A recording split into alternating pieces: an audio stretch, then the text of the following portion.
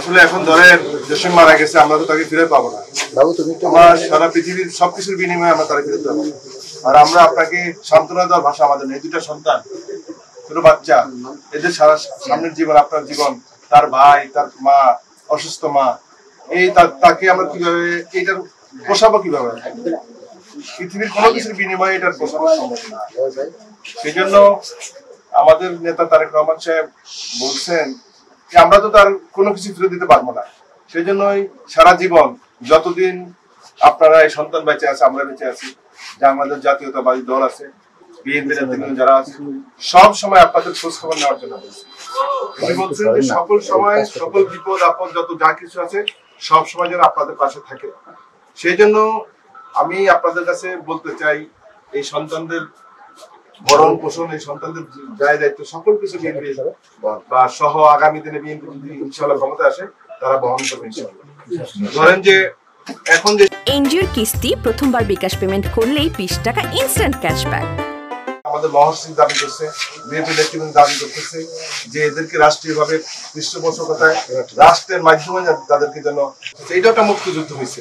সেই মুক্তিযুদ্ধে যারা মারা গেছেন, এই যুদ্ধে যারা মারা গেছে, আমরা আশা করব যে সরকার তাদেরকেও ওই রাষ্ট্রীয়ভাবে সেরকম ব্যবস্থা করবে, যে মুক্তিযোদ্ধাদের যেরকম ভাতা দেওয়া হয়, তাদের পরিবারে যেমন ব্যবস্থা করা হয়, সেই রকম সুযোগ সুবিধা ব্যবস্থা করবে ইনশাআল্লাহ আগামী দিনে বিএনপি ক্ষমতায় যায়।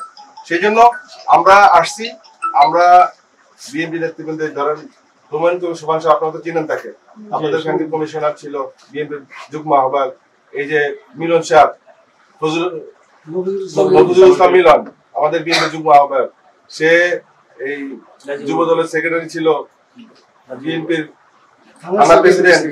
সেই জন্য বলতেছি আপনাদের পাশেই গাজীপুরের বাসা, কালীবাড়ি বাসা, সবসময় আপনাদের খোঁজ খবর নিবে, আসবে ইনশাল্লাহ। বিএনপি সভাপতি সেক্রেটারি আছে, তারাও খোঁজ খবর, হ্যাঁ সবাই আসছিল, সবাই খোঁজ খবর আপনাদের, কোনো বিপদ আপদ হলে আপনার তার কাছে যাবেন, তাদের কাছে যাবেন, আমরা আছি ইনশাল্লাহ, আপনাদের সবসময় হেল্প করবো। কিন্তু আমরা যেটা আপনার ক্ষতি হয়েছে সেটা প্রসারিত পারবো না। সেই জন্য আমাদের নেতা তারেক রহমান সাহেব বলছে সবসময় খোঁজ খবর নিতে, এমন যতদিন আমরা আছি ইনশাল্লাহ আপনাদের খোঁজ খবর নিবেন, এই সন্তানদের পাশে আমরা আছি ইনশাল্লাহ। সেই জন্য সব সময় আমরা আপনাদের পাশে থাকবো ইনশাল্লাহ। সেই জন্য তারেক রহমান সাহেব খোঁজ খবর নেওয়ার ব্যবস্থা করছে, এখন সামান্য একটা উপহার আপনাদের জন্য দিছে, আপনারা যদি নেন এই বাইকটা নেন তো ঠিক আছে, ধন্যবাদ। ইনশাল্লাহ আমরা আছি, ইনশাল্লাহ থাকবো। আমরা বলতে চাই যে 1971 সালে যুদ্ধের মাধ্যমে আমরা দেশ স্বাধীন করেছিলাম। সেই স্বাধীনতা যুদ্ধে 30 লক্ষ লোক শহীদ হয়েছিলেন, সেই রক্তের বিনিময়ে আমাদের এই স্বাধীনতা অর্জিত হয়েছিল। কিন্তু যেই স্বাধীনতার যে আমরা যুদ্ধ করেছিল আমাদের পূর্বপুরুষরা, সেই স্বাধীনতা আমরা পাইনি। সেই জন্য আমরা মনে করি যে গত 5 তারিখে গণঅভ্যুত্থান হয়েছেন, এইটি আমাদের যেই দাবি আমরা পূরণ করতে পারি নাই, মানুষের আকাঙ্ক্ষা পূরণ করতে পারি নাই, সেই জন্যই আরেকটি গণঅভ্যুত্থান হয়েছে আগামী দিনে আমাদের আশা আকাঙ্ক্ষা পূরণ করার জন্য।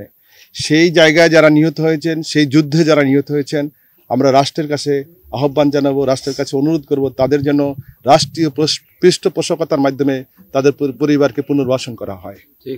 সেই সাথে সাথে আমাদের নেতা জনাব তারেক রহমান সকল সময় এই নিহতদের দীর্ঘ এই 17 বছরের বিএনপির আন্দোলন করতে, যে বিএনপি সহ সকল সহযোগী সংগঠন, অঙ্গ সংগঠন এবং গণতন্ত্র মানা সকল দলের শত নেতাকর্মী খুন হয়েছেন, গুম হয়েছেন, জেলার কারারুদ্ধ ছিলেন।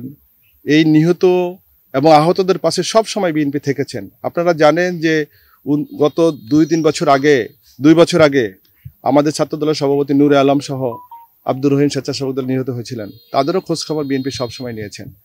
আগামী দিনেও বিএনপির নেতা জনাব তারেক রহমান, আমাদের ভারপ্রাপ্ত চেয়ারম্যান, তিনি বলেছেন যতদিন বাংলাদেশ জাতীয়তাবাদী দল আছে, বাংলাদেশ জাতীয়তাবাদী দলের নেতৃবৃন্দ আছে, ততদিন পর্যন্ত যারা নিহত হয়েছেন তাদের সকল সময় খোঁজখবর নেবে। এই যে 2টা সন্তান, অবুঝ সন্তান, এদেরকে আমরা কি বলে সান্ত্বনা দিব? এদের সব পিতৃহারা সন্তান, আগামী দিনের ওদের জীবনযাত্রা কিভাবে চলবে? সেই জন্য আমাদের নেতা জনাব তারেক রহমান সাহেব বলেছেন সকল সময় বিএনপি তাদের পাশে থাকবে ইনশাল্লাহ। সেই জন্য আমরা আজকে তাদের খোঁজখবর নেওয়ার জন্য এসেছি তারেক রহমানের পক্ষ থেকে। এর আগেও আমরা খোঁজখবর নিয়েছি এবং বিএনপি নেতৃবৃন্দ সবসময় এসেছেন, আগামী দিনেও সবসময় তাদের পাশে থাকবো এবং আগামী দিনের নতুন বাংলাদেশ বিনির্মাণের জন্য আমরা সকলকে নিয়ে কাজ করবো ইনশাল্লাহ। সবাইকে ধন্যবাদ।